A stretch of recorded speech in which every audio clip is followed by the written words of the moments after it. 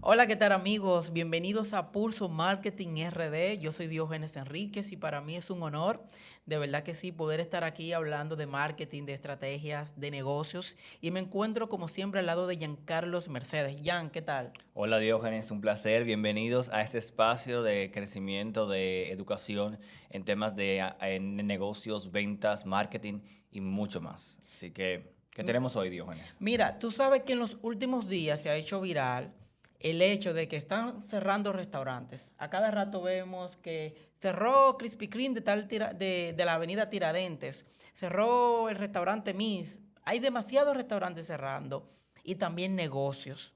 Y yo me puse a investigar, me puse a leer, a ver qué es lo que está pasando. Jan, yo me he encontrado con la sorpresa que del año 2020 al 2024, más de 17,000 empresas formales han cerrado en República Dominicana. Y no solamente eso, entre 2024 y 2025, 4,791 han cerrado y de estas eran microempresas. Es un tema delicado, realmente el tema de los emprendimientos y el tema de los fracasos empresariales. Porque muchas veces, ojo con esto, no es que las empresas han cerrado y desaparecen, es que han cerrado en su formalidad, pero continúan trabajando de manera informal. Entonces, lo que tenemos que cuestionarnos aquí como país y como sociedad es que si la formalización de las empresas se ha ido reduciendo, y si las empresas que antes estaban formal, pagando sus impuestos, contratando personas, garantizándoles una ARS, un fondo de pensiones, eso ha ido mermando para estar por fuera del sistema y trabajar en la informalidad, que eso sería también algo muy delicado. Pero entonces, aclarando el dato, para ser más específico, en el 2024, de 5,417 empresas, 4,791 eran microempresas. Eso quiere decir que estamos hablando de empresas de menos de 10 personas.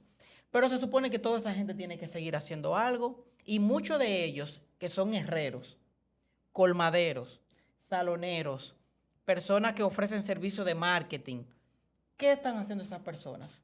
Es como tú dices, entonces. En la formalización, porque tenemos que reconocer que en las administraciones pasadas de los gobiernos del PLD, sin politizar, hubo un aumento en la formalización de las empresas por las políticas públicas que se implementaron en ese momento. Sin embargo, ahora lo que vemos es que muchas de esas empresas han vuelto a la informalidad. Y Ya. eso tú lo ves, Diógenes, muy frecuente y lo puedes confirmar porque ahora empresas formales te indican o te dicen, mira, no me factures con ITEVI. Jan, pero No quiero esa factura con ITEVI con comprobante. sin querer recurrir al debate, tú dices sin politizar, pero mencionas un partido político.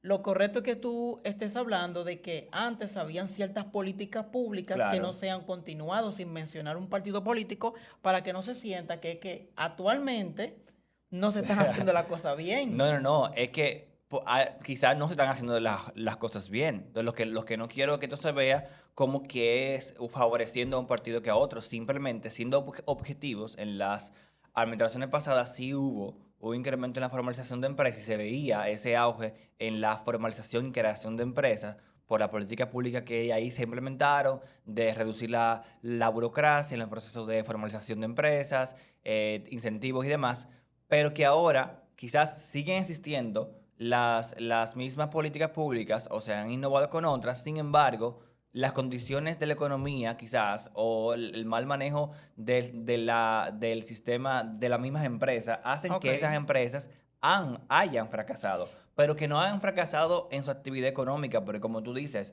sí, la mayoría siguen operando, pero ahora detrás del sistema y en la informalidad.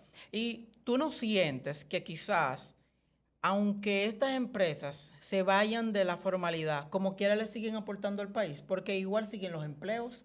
O sea, al final quien pierde son las recaudaciones, pero la gente sigue trabajando y sigue gastando y consumiendo. Sí, pero así mismo tú lo has dicho, o sea, quien pierde son las recaudaciones, pero el país se sostiene, el Estado se sostiene con las recaudaciones, entonces está dejando de percibir ahí una parte importante de impuestos que se pudieran estar generando y no se está haciendo porque están trabajando en la formalidad. Todo gobierno lo que quiere siempre es que las empresas se formalicen porque esto garantiza un mayor ecosistema empresarial. Sin embargo, creo que en esto estamos fallando. Pero no solamente hay que ver el tema económico.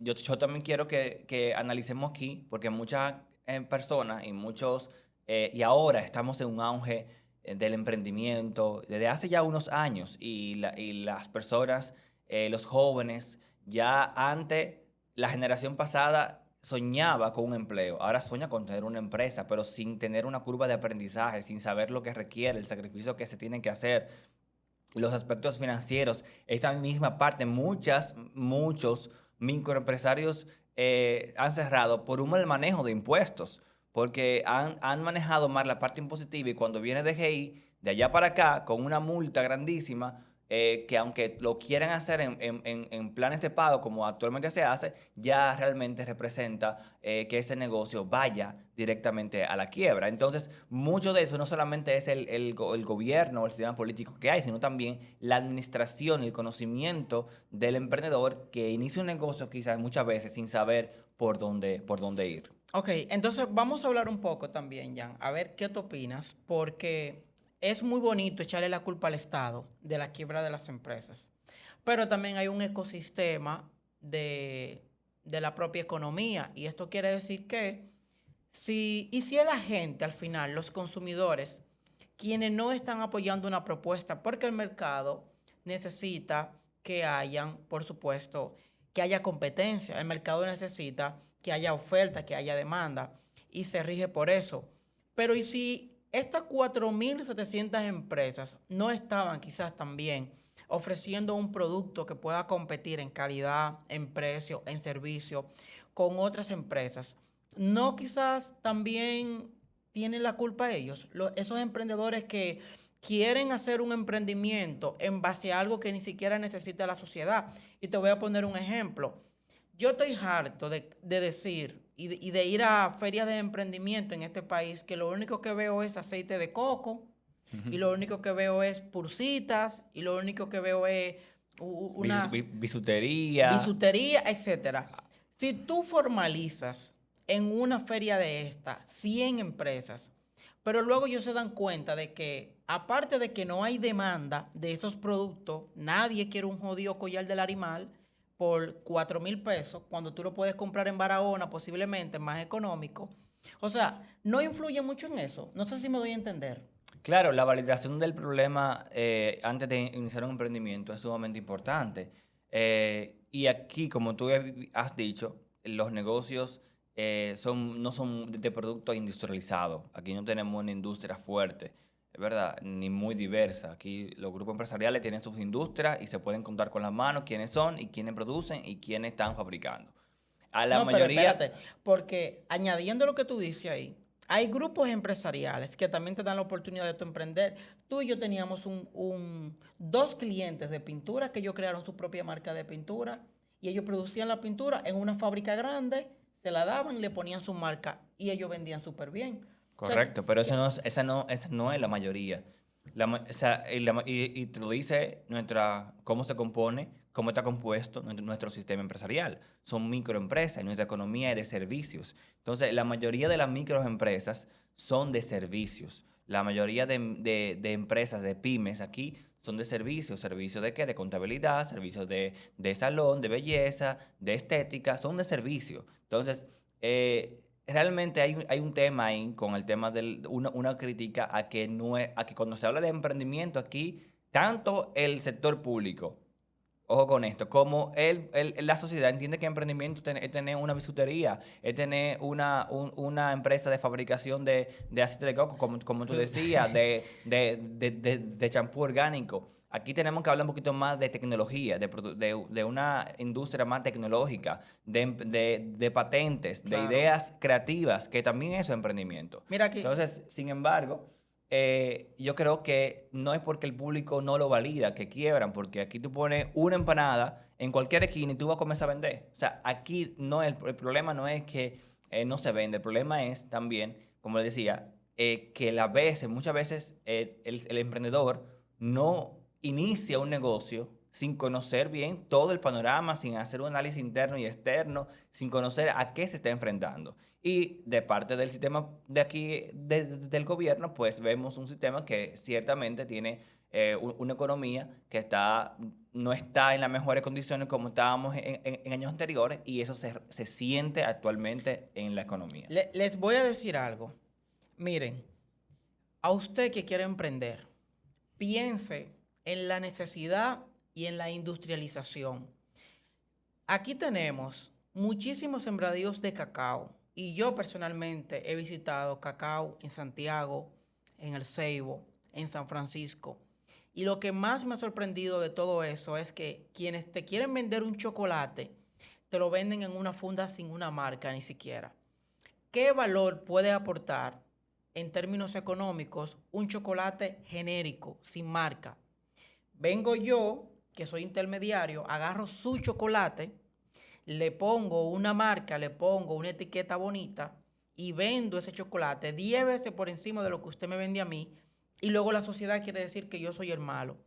Pero es que se necesita también educación en términos de emprendimiento y no podemos seguir creyendo que emprender es tener un negocio.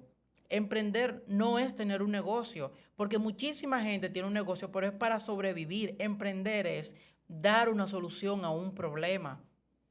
Que yo tengo un puesto de empanada, piense en qué puede ayudar ese puesto de empanada al que pasa por la mañana que va a trabajar o al que no tiene tiempo para cocinar.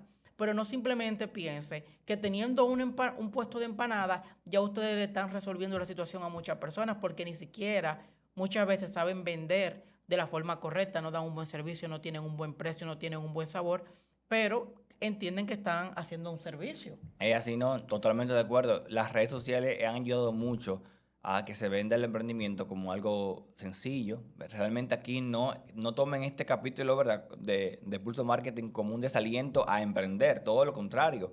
Es muy bonito emprender, pero también hay que tomar en cuenta todos los aspectos que tiene un negocio para no ser parte de fracaso, de empresas que han cerrado. Y entiendo que hay que tomar todas las precauciones, hacer todos los análisis posibles y sobre todo ir pensando ya como países. Nosotros tenemos todo para industrializar un Industrializarnos. poquito más nuestra economía. Creo que nos falta pensar en un poquito más de tecnología, de cómo inyectar esa tecnología a procesos de manufactura para poder ser un país que pueda registrar patentes, que pueda registrar tecnología nueva, que pueda tener productos nuevos en el mercado. Y hay que arriesgarse también a eso. Mira, yo tengo un listado aquí ya para culminar de negocios famosos que han cerrado. Nación Sushi.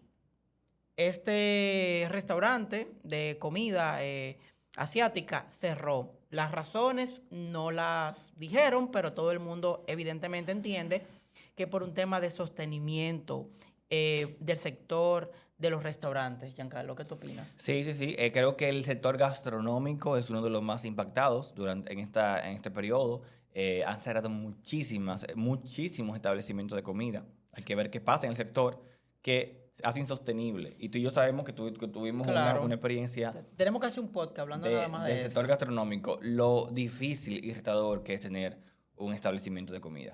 Es así. Tenemos dos que ofrecían no solamente el tema gastronómico, sino también una experiencia, que son el Comedy Club y también Chau Teatro, Café Teatro de Agora Amor, que también cerraron los dos.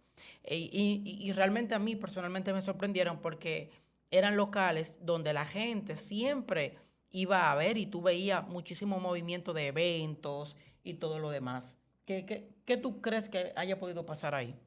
Bueno, que el entretenimiento aquí ha variado mucho y no es un secreto que el tema del teatro aquí es muy costoso para el público en general, y que aquí falta un incentivo cultural a dinámicas como estas, artísticas como estas. Aquí si no te hablamos de un concierto de un artista famoso internacional, pues prácticamente no se llena. Entonces, tenemos ahí esos tipos de casos. Es así. Y bueno, Hay otros como Restaurante Miss, Krispy Kreme, Claire's, Lancer, que es una joyería que también cerró. Y bueno, sí hay muchísimos más negocios que tristemente han tenido que cerrar sus puertas o cerrar sucursales de 10, han tenido que cerrar 9 y solamente quedarse con una a nivel de centralización. Y la verdad es que obviamente esto también afecta el tema de la empleabilidad porque menos personas pueden acceder a empleos. Así que nada, déjenos sus comentarios sobre esto que hemos comentado en este día y por supuesto síganos en nuestras redes sociales como Pulso Marketing RD. Carlos. Nada, hasta la próxima.